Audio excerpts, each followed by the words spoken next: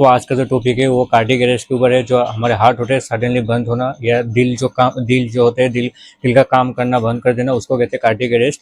तो बिना देरी के शुरू करते हैं। बाय द वे मैं हूं mister Konkan Kalita and please मेरे चैनल को लाइक कीजिए, शेयर कीजिए एंड सपोर्ट कीजिए and thank you love and support guys. तो बिना देरी के शुरू करते हैं। जो कार्डियक अरेस्ट होता है, कार्डियक अरेस्ट के फाइव रीजन, जो 5 कॉजेज होते हैं, जो ये जो कार्डियक अरेस्ट होते हैं, कार्डियक अरेस्ट के मेन जो 5 कॉजेज होते हैं आज हम वो जानेंगे जल्दी से, बिना देरी के जानेंगे। तो चलिए शुरू करते हैं। कार्डियक अरेस्ट के जो पहला कॉजेज होते हैं, जो पहला के जो कॉजेज हो सकते हैं वो है हाइपोक्सिया। हाइपोक्सिया का मतलब होता है शरीर में ऑक्सीजन की कमी होना।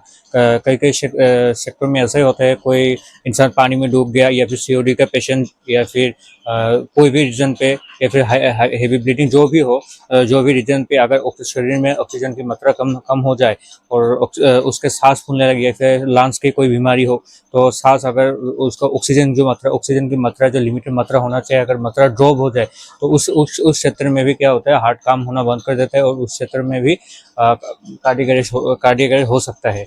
तो उस टाइम पे अगर उस इंसान का अगर ऑक्सीजन की मात्रा कम हो जाए तो उसको क्या करना है, तुरंत ही ऑक्सीजन की देना है और जो ऑक्सीजन की जो नली है उसको क्लियर करना है। और दूसरा जो होता है वो हाइपोवोलेमिया। जो हाइपोवोलेमिया होता है सडनली जो ब्लड का प्रेशर होता है, जो पल्स रेट होता है वो कम हो जाना।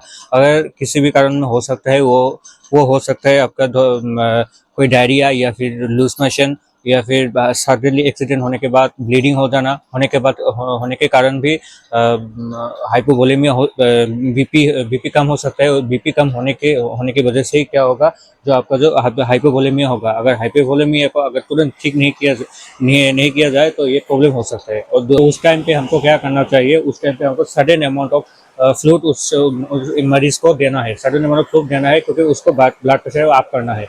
और तीसरा रीजन होगा वो hydrogen ion excess. Hydrogen ion excess होगा वो होते हैं 2 क्षेत्रों में होते हैं, वो एसिडोसिस और एल्कलोसिस होते हैं। जो ब्लड की जो कुछ रीडिंग होते हैं, जो एसिडोसिस और एल्कलोसिस होते हैं, और ब्लड की कुछ पीएच मात्रा होते हैं वो 7.3 या 7.4 के अंदर होते हैं। अगर उस क्षेत्र में ये कौन से क्षेत्र में देखे जाते हैं, कोई डायबिटिक, मान लीजिए कोई डायबिटिक पेशेंट या फिर कोई किडनी की डिजीज पेशेंट के क्षेत्र में देखा जाता है, वो एसिडोसिस या एल्कलोसिस प्रॉब्लम होते हैं। अगर ब्लड की पीएच की मात्रा 7.3 से कम हो तो एसिडोसिस कहते हैं, और अगर मात्रा 7.3 या 4 से ज़्यादा हो तो एल्कलोसिस कहते हैं उसको।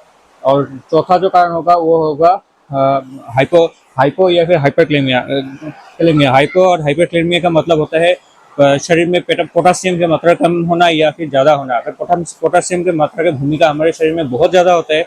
अगर पोटासियम की कमी भी हो तो क्या प्रॉब्लम भी होता है, और ज़्यादा हो उससे भी प्रॉब्लम होता है। पोटासियम हमारे जो शरीर में जो हार्ट पंप होता है, हार्ट पंप करने में पोटासियम की बहुत ज़रूरी होता है, पोटासियम का बहुत रोल होता है।